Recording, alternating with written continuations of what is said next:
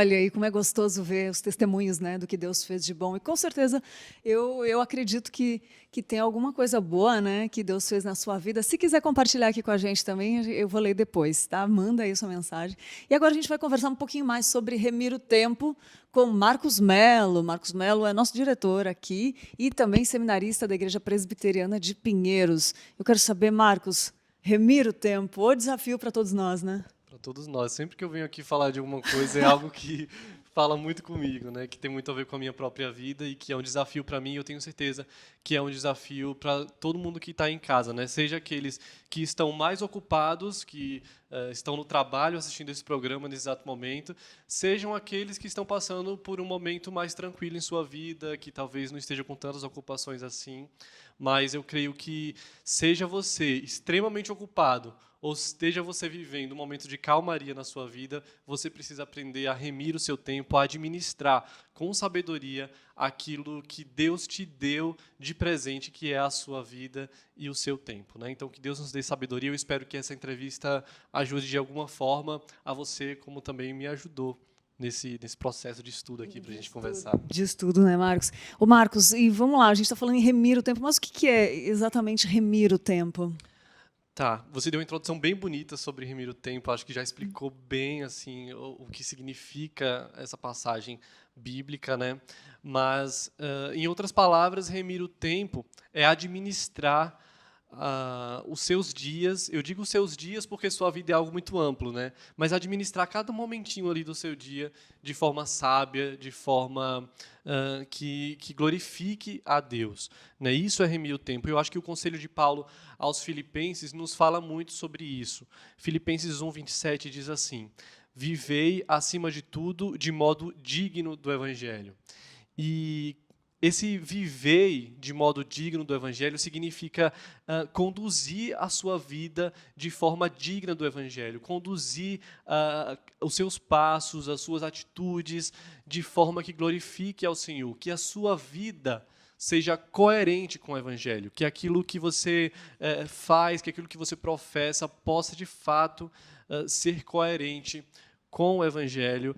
E nós falamos muito que nós não somos daqui, que nós estamos aqui de passagem, né, que a nossa vida é muito curta, muito passageira.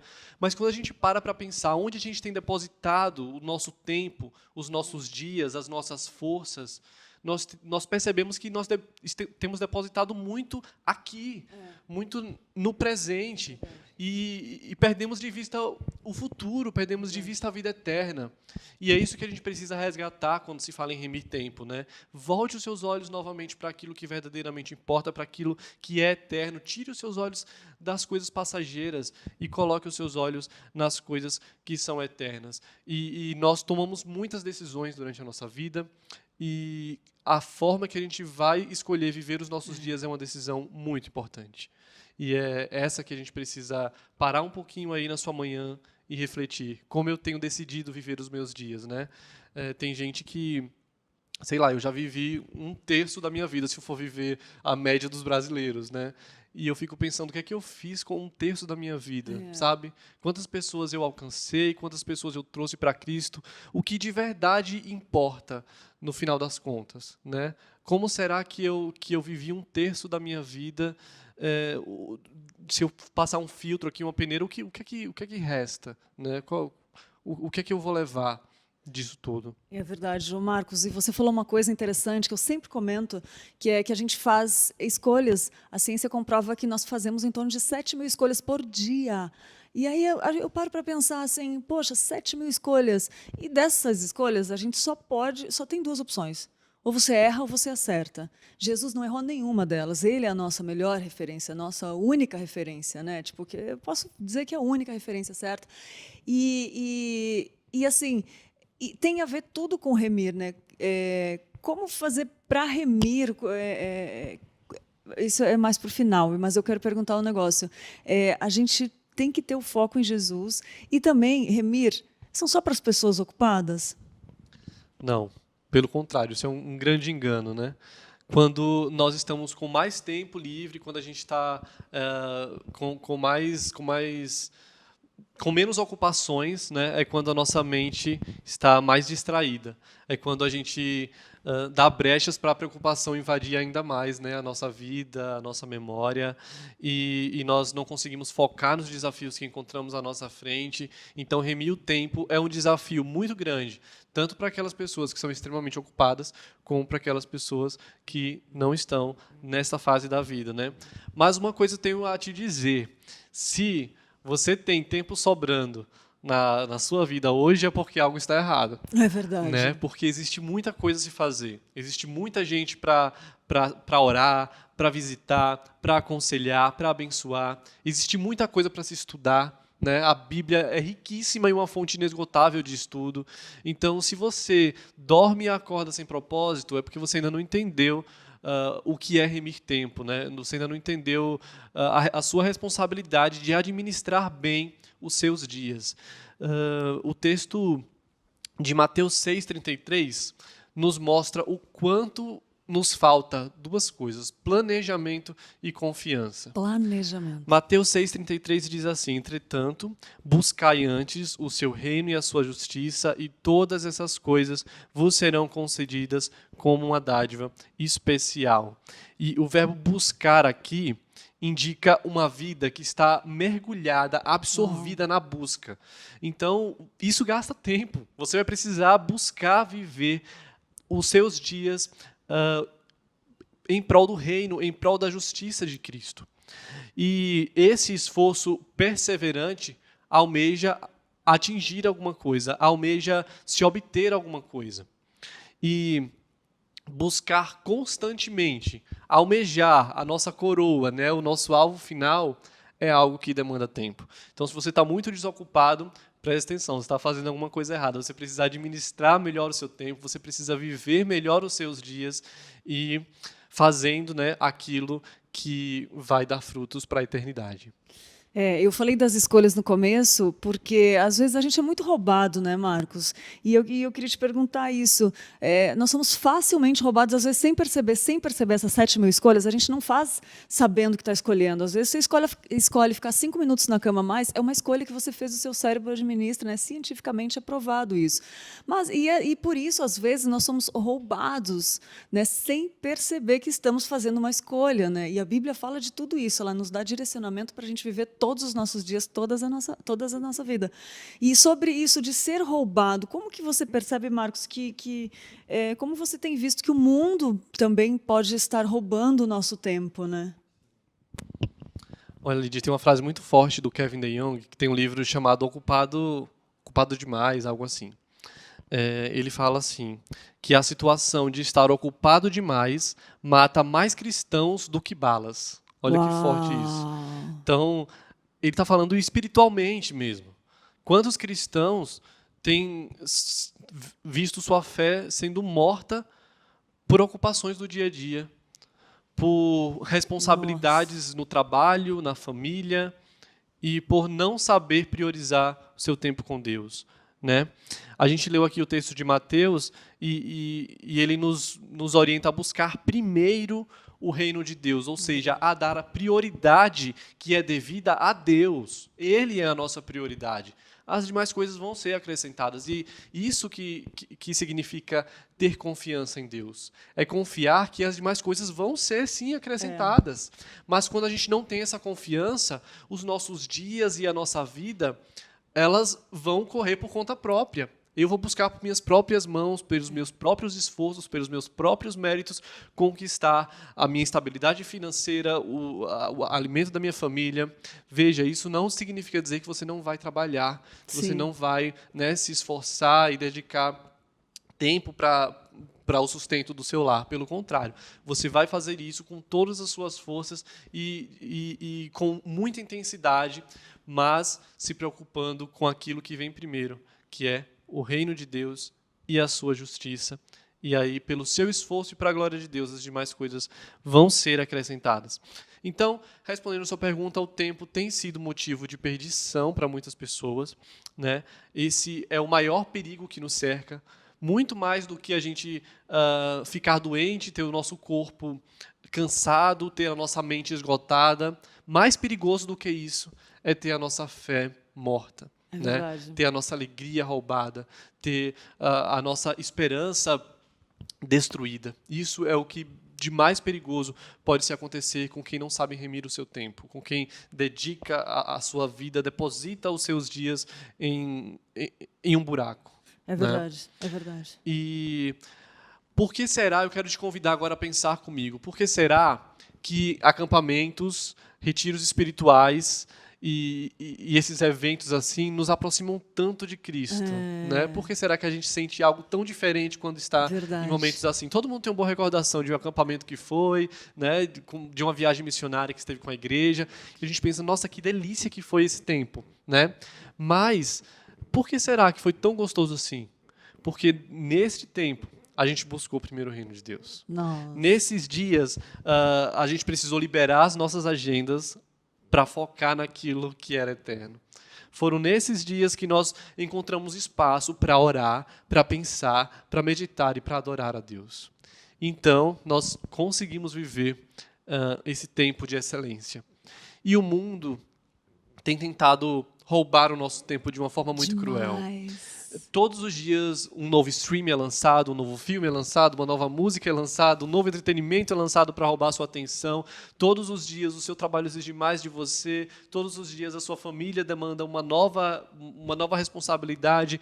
Todos os dias algo nos é cobrado a mais, algo nos é oferecido a mais para roubar o nosso tempo, para roubar a nossa atenção e para desviar o nosso olhar daquilo que é eterno.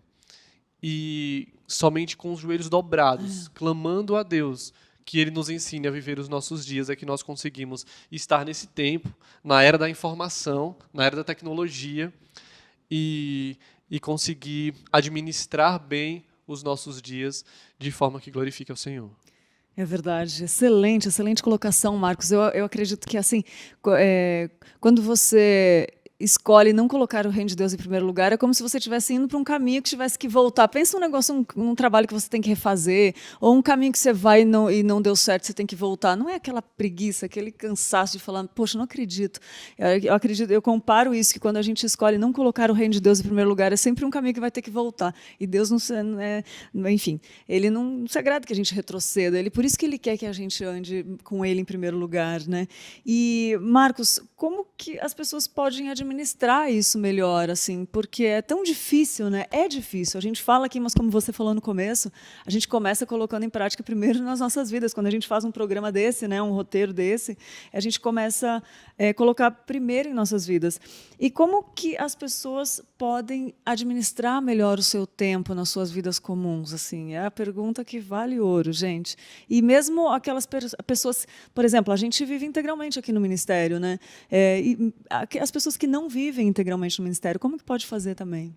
É uma outra ideia errada, né, de que somente um pastor, um líder, um obreiro, alguém que vive na igreja, um cantor gospel, né, um pregador, só eles conseguem administrar o seu tempo de forma que glorifique a Deus, e isso é uma mentira. Ou buscar em primeiro lugar o reino de Deus, né? Porque só eles conseguem confunde, cumprir isso, né? Pois é, isso não é verdade. Romanos 10, 14 nos diz: como, pois, invocarão aquele em que não creram? E como crerão naquele de quem não ouviram? E como ouvirão se não há quem pregue? Isso quer dizer que todo crente deve estar envolvido na grande comissão, mas nem todos vão se mudar para um lugar distante, nem todos vão morar, né, num país que ainda não foi alcançado, nem todos irão dedicar sua vida a tribos indígenas. Isso não vai acontecer com todo mundo. Deus chamou alguns para esse trabalho, mas Deus chamou todo crente a se envolver na grande comissão, e isso é responsabilidade minha e sua. Então, a resposta é: gaste a sua vida onde Deus te colocou. Amém. Se Deus te colocou no escritório, no RH, gaste a sua vida ali. Se Deus te colocou no hospital, gaste a sua vida ali para a glória de Deus. Gaste o seu tempo, gaste as suas forças para fazer o seu trabalho, mas para impactar as pessoas que convivem com você neste ambiente. Se Deus te colocou em casa, se você é uma dona de casa e está nos assistindo agora, gaste a sua vida para impactar a sua vizinhança, para impactar a sua própria família. Mostre às pessoas ao seu redor que convivem com você no seu dia a dia que há algo diferente em você, que você não está depositando o seu tempo, que você não está gastando a sua vida em coisas passageiras, mas que há algo maior que te move. Mostre a essas pessoas que o seu propósito não é aqui, que o seu propósito é eterno. Mostre às pessoas que existe esperança. As pessoas estão sedentas de ouvir isso. Nossa, muito. Só vê desgraça, só vê coisas ruins. Esse ano foi tão difícil para tanta gente. E o que muitas pessoas estão esperando é alguém que diga: existe esperança. Tire os seus olhos das coisas daqui. Existe algo maior do que isso.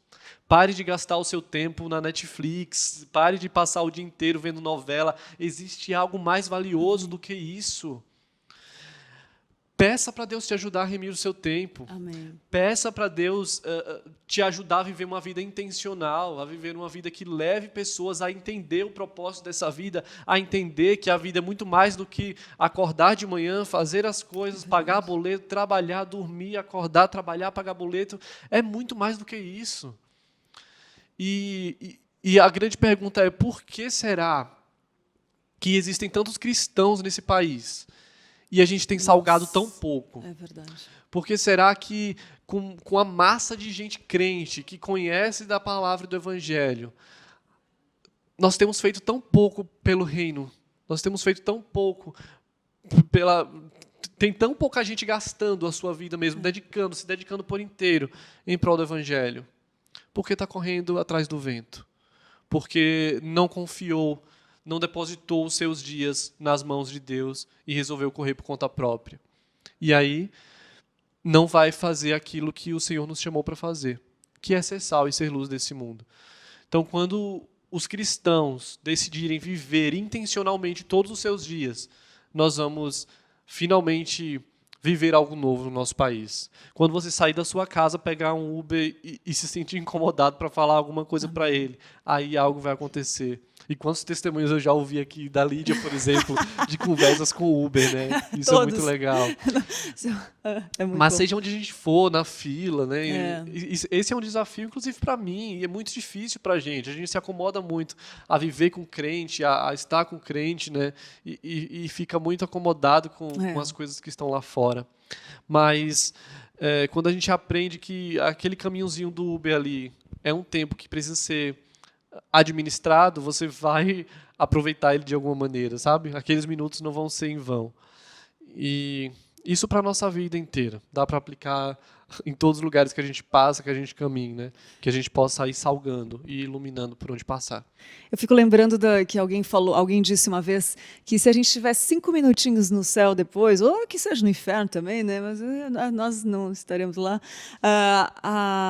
A gente ia pensar: por que eu não orei mais? Por que eu não falei mais? Porque lá vai ter consciência plena do que a gente vive aqui. A graça de Deus se manifesta aqui na Terra já.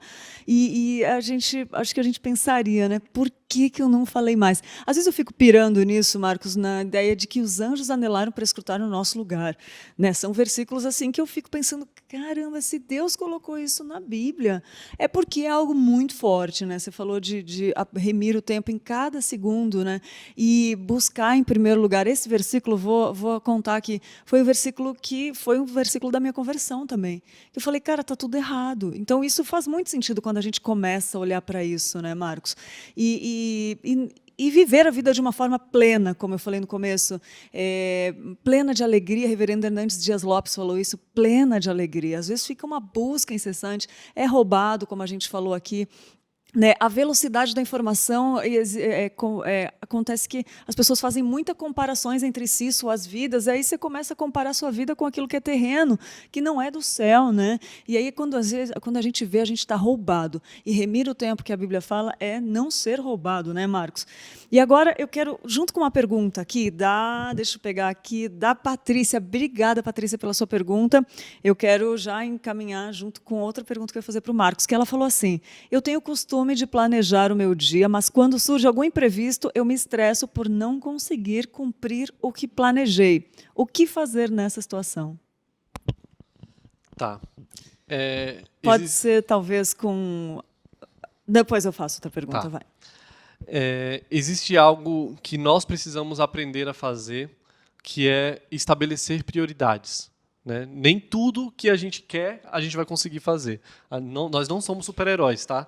É Patrícia, né? A gente não vai sair, fazer uma agenda e utilizar cada segundinho do nosso dia e conseguir cumprir, Patrícia. Infelizmente, isso vai gerar em nós uma frustração, porque imprevistos acontecem, né? E as circunstâncias não estão no nosso controle, estão no controle do próprio Deus. Mas o que a gente precisa aprender a estabelecer na nossa vida é prioridades. O Kevin Young também fala sobre a vida de Jesus aqui na Terra, e ele diz que Jesus, enquanto esteve aqui como homem, ele não fez todas as coisas. Ele não supriu todas as necessidades de todas as pessoas, sabe? Ele fala assim que Jesus deixou gente esperando na fila para ser curada. Que Jesus, ele deixou uma cidade para pregar em outra. Ele não pregou em todas as cidades do mundo. Ele precisou se afastar para um lugar para orar e deixar a multidão ali no cantinho, porque essa era a prioridade dele. Jesus, ele jamais interagiu com todas as pessoas do planeta Terra enquanto esteve aqui na Terra como homem. Então, ele precisou estabelecer as suas prioridades. Ele entendia que ele teria ali aqueles 33 anos aqui na Terra, e quais eram as prioridades dele? Em alguns momentos, a prioridade dele era se isolar para orar, e era isso que ele fazia. Podia ter uma multidão esperando ele, suplicando por milagre, suplicando por cura.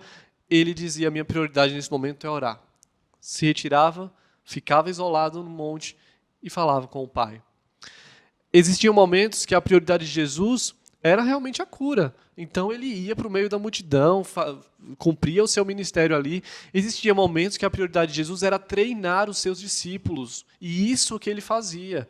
Ele investiu tempo, investiu suas forças ali para treinar aqueles homens, e era isso que era a sua prioridade naquele momento.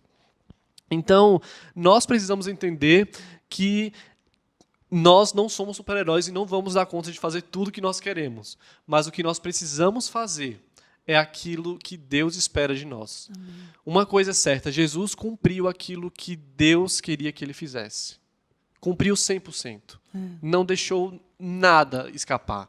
Ele foi perfeito em sua missão. E nós precisamos ter em mente a mesma coisa. Existem momentos que eu vou precisar abrir mão de uma coisa para fazer outra. Mas essa outra é a minha prioridade. E, como cristãos, a nossa prioridade precisa ser Cristo. Precisa ser o reino dos céus e a sua justiça. Acho que está respondido. Nossa, fenomenal, fenomenal. E a Patrícia, belíssima pergunta. Eu vou ler aqui um pouquinho, Marcos, os comentários. Também tem muita gente participando. Gente, é muito bom ter vocês aqui. O Pablo, a Albertina, a Lânia, a Rita, a Damiana. A Damiana falou, quero tanto congregar nessa igreja, mas é tão contramão da minha casa. Ah, faz um esforcinho, Damiana, vem que é tão bom. A Sueli também, a Francimar. Bom dia, acompanhando do Rio de Janeiro. Abraço, Rio de Janeiro. Estava lá esse final de semana. O dia aqui está com sol, que delícia. Estava chovendo muito no Rio. Ó, o Raixson de João Pessoa. Um abraço para João Pessoa, gente. A Alzira também, cidade do Senhor do Bonfim da Bahia, que delícia, muito bom. A Celina também, muito abençoada por esses programas da IPP, que Jesus Cristo abençoe sempre. Grande verdade, a Miriam falou. A Edinalva, eu gosto de ouvir esse seminarista, e a Lídia sempre nos abençoa com esse talento para a glória de Deus. Dona Edinalva, linda, um beijo. Obrigada, meu amor. A Camila também, que mensagem maravilhosa, nunca vi esse programa, sequer conheci o canal, está sendo um bênção na minha vida. Ô Camila, um beijo, vem com a gente todo dia de manhã aqui às 10 horas, tem sempre um conteúdo muito gostoso, a gente é suspeito de falar, né? O Marcos é diretor, daqui a pouco eu já leio mais os comentários aqui, pode ir mandando. O Marcos é nosso diretor, e é muito interessante isso, que a gente se confronta muito, né, Marcos? E a gente se desafia, porque é muito difícil remir o tempo, até nas nossas atividades durante o dia, né? Você estava falando das atividades, das prioridades. Eu lembro, assim, como é importante também ter pessoas na nossa vida que nos ajudam, né? Eu várias vezes pergunto, me ajuda, Marcos, aqui, como que eu faço? E ele fala isso de prioridade, de remir, de busca o que é prioridade. E depois que a gente começa a colocar em prática, né, Marcos? A gente começa a se habituar, você não volta mais àquela prática antiga, né? E a gente exerce muito isso aqui, né, de remir o tempo, em tudo. Não, eu não estou falando que a gente tem que, eu tenho que aprender muito ainda, né? Não vou pedir para ele falar. Todos nós, sem dúvida. Mas como faz diferença na nossa vida remir o tempo, né? Quando a gente para pensar, se a gente fizesse uma continha aqui, né, como chama continha de padaria, quanto tempo a gente tem gastado em cada coisa, a gente ficaria muito envergonhado de nós mesmos, sabe? Isso é um desafio para você fazer aí. Pode fazer por cima, ver quanto tempo você está gastando na televisão, quanto tempo você está gastando na leitura da palavra, quanto tempo você gasta trabalhando, dormindo, e você vai ver que você precisa remir melhor o seu tempo, né? Ô Marcos, eu acho que uma coisa importante da gente avaliar também é o que a gente está buscando, né? Quais são as nossas referências hoje? Porque isso influencia muito na gente, né? Daqui a pouco eu estou comparando a minha vida com alguém que sei lá, alguém que não tem muitos meus valores que Cristo fala para a gente ter, está comparando com um filme da Disney. A gente até fez um programa, né? Sua vida não é um filme da Disney. Quando a gente tem as referências erradas, amigos errados, isso atrapalha. Muito.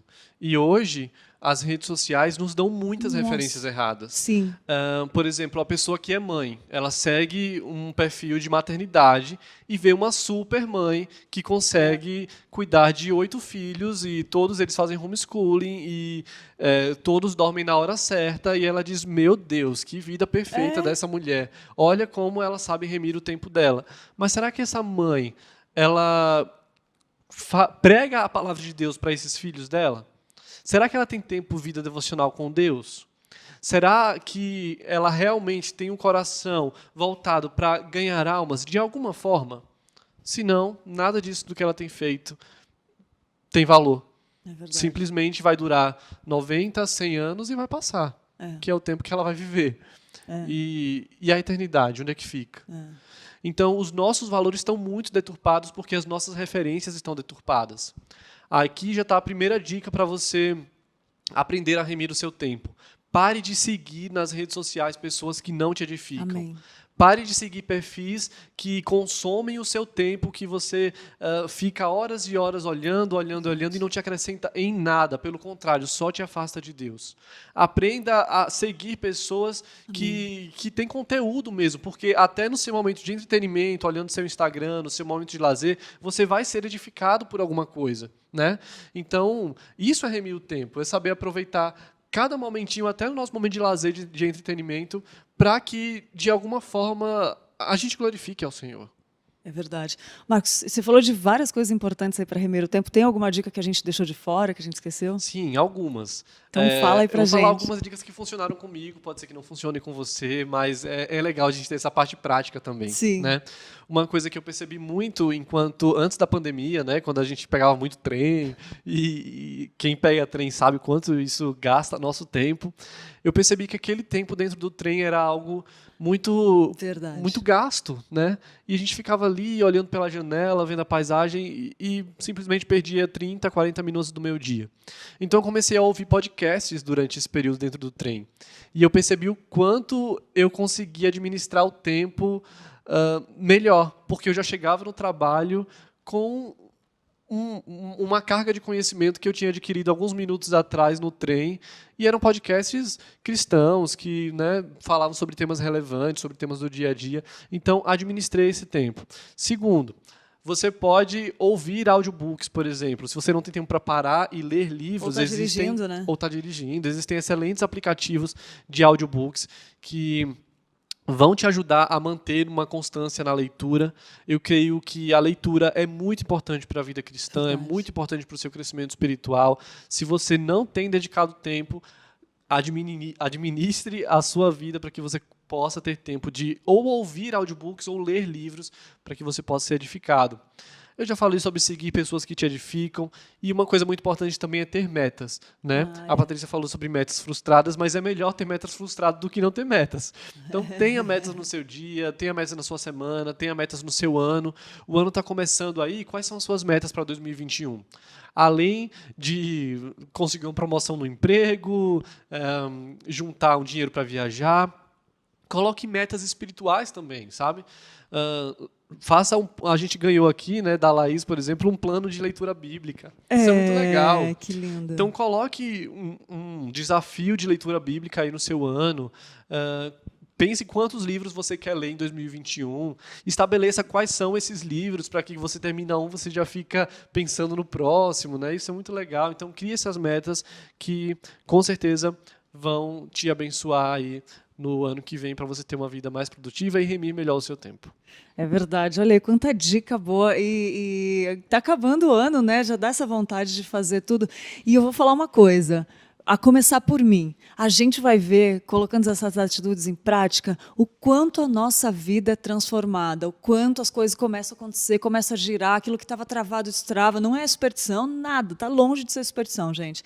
É realmente de o negócio acontecer da forma que Deus quer que aconteça, Ele abençoa. Então, fica aí a dica. E tem gente gostando também. A Joyce, querida Joyce, falou que mensagem maravilhosa para o novo ano. É exatamente isso, Joyce. A Celina, de Porto Nacional de Tocantins, a Terezinha, a Rosângela de João Pessoa, a Jucivânia de Pombal, na Bahia, olha a Bahia, a Deb de Campina Grande, o Juan de Serrânia, Minas Gerais, olha o Brasil inteiro, do Oiapoque ao Chuí, que delícia. Campina Grande, o Daniel, sou de São Luís Maranhão e louvo por esse estudo, eu aprendo muito, ele falou. A Eliana Gonçalves falou, bom dia, mesmo estando no ministério em tempo integral, o que fazer para não nos perdermos achando que estamos fazendo a vontade de Deus? Olha que pergunta boa. Estando no ministério integral, o que fazer para não nos perdermos? Nos perder, né? achando que a gente está no centro da vontade de Deus. Olha que pergunta boa. Sim. Mais uma vez, desmistificando aquela ideia, né, de que pastores e líderes, etc., vão ter mais facilidade de ter comunhão com o Senhor.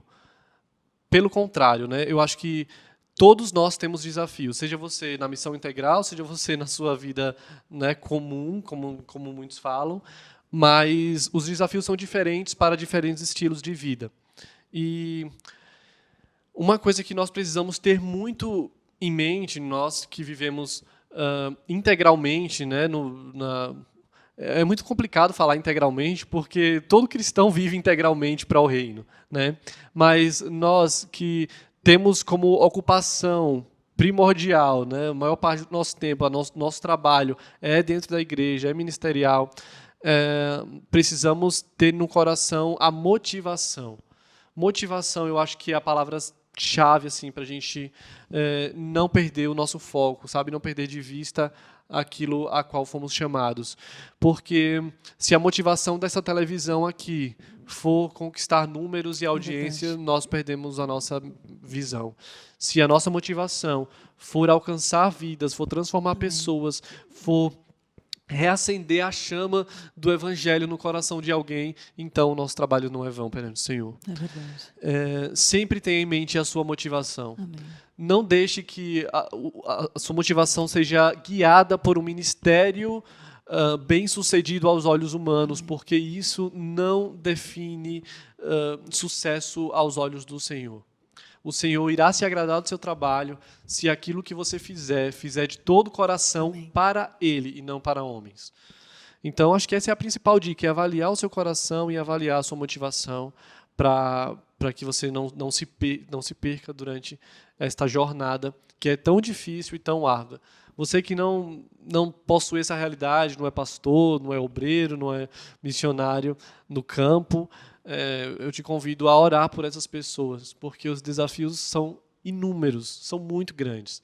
E o que sustenta um pastor, o que sustenta um missionário, um evangelista, um seminarista, seja onde ele estiver, são as orações de vocês pela graça e pelo sacrifício do nosso Senhor Jesus. Amém. Gente, que coisa linda. Eu sou suspeito de falar porque eu gosto. O Marcos, você teve o privilégio de conversar, de ouvir aqui. Nosso diretor, né? Ele sempre fica nos bastidores, enfim, mas ele tem essa coisa, Marcos, isso é lindo, assim, porque a gente precisa andar com essa motivação correta, e você sempre fala isso, né? Esse é o nosso diretor, gente. Agora você já está conhecendo aí Marcos Mello, nosso diretor. E, Marcos, voou o tempo, cara. Voou. Quero pedir uma mensagem final para você, por favor. Bom, eu vou deixar aqui o texto de Marcos 8,36, que diz assim: pois que adianta ao homem ganhar o mundo inteiro e perder a sua alma? Esse é o meu convite para que você possa refletir sobre o que você tem conquistado, né? Se seu coração está em coisas passageiras ou em coisas eternas. Eu clamo muito ao Senhor para que Deus levante uma geração de pessoas que decidiram gastar as suas vidas em prol do Evangelho, a começar de mim. Amém. São muitas atrações, são muitas distrações. Tem um mundo aí fora querendo roubar o nosso coração, querendo roubar a nossa atenção. Mas, em nome de Jesus, eu creio em pessoas que vão na contramão desse mundo. Eu creio em pessoas que vão escolher não se contaminar, não contaminar as suas vestes, não serem atraídas pelas luzes, pelas ofertas do mundo, mas que vão se dedicar a ter uma vida santa. E isso custa muito caro, meus irmãos, muito caro. Não sei quantos estão dispostos a pagar, mas os poucos que decidirem viver de maneira digna do Evangelho, certamente irão fazer diferença onde quer que estiverem. Diferença no seu bairro, diferença na sua casa, diferença na sua igreja, diferença no seu trabalho. Peça ao Senhor que Ele te ajude a remir o seu tempo, que Ele te ajude a viver os seus dias de modo digno do Evangelho e a colocar os seus olhos no alto, para a honra e para a glória do nome do nosso Senhor Jesus Cristo. Uou! Que mensagem! Que mensagem! Falou demais no meu coração. Graças a Deus por isso, né, Marcos? Se a gente estivesse aqui falando e não estivesse mexendo, né, não estaria com a motivação errada, né? Louvado seja Deus pela sua vida, Marcos. É muito bom poder caminhar com você. Pessoas fiéis a Deus, assim, que falam, não só falam, mas fazem aquilo que falam. É muito bom. Eu sempre falo isso, né? E você é um presente de Deus na minha vida, na nossa vida, do ministério. Que Deus continue te usando. Obrigado por estar aqui nessa manhã, né? E ser um instrumento tão afiado do Senhor na nossa vida. Obrigada mesmo, Marcos.